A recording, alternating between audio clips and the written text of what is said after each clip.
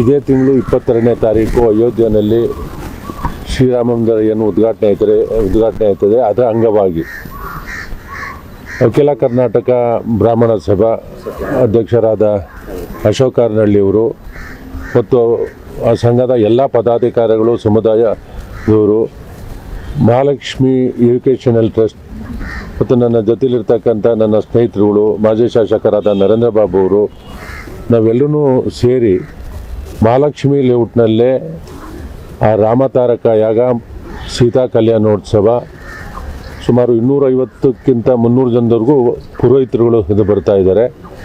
2 ದಿನ ಹೋಮ ನಡೆಯುತ್ತೆ. പക്ഷേ ನಾವೆಲ್ಲರೂ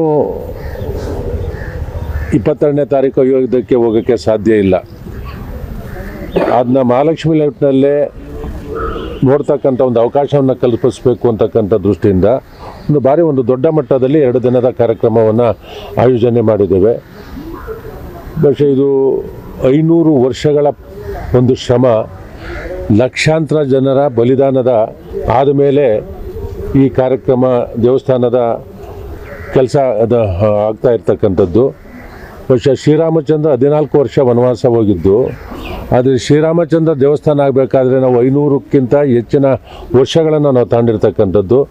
ಅದರಿಂದ ಮಹಾಲಕ್ಷ್ಮಿ ಲೇಔಟ್ನಲ್ಲೇ ಈ ಕಾರ್ಯಕ್ರಮ ನಡೀಬೇಕು ಅಂತಕ್ಕಂಥದ್ದು ಅಖಿಲ ಕರ್ನಾಟಕ ಬ್ರಾಹ್ಮಣ ಸಭಾ ಮತ್ತು ನಮ್ಮೆಲ್ಲರ ಒಂದು ಅಭಿಲಾಷೆ ಏನಿತ್ತು.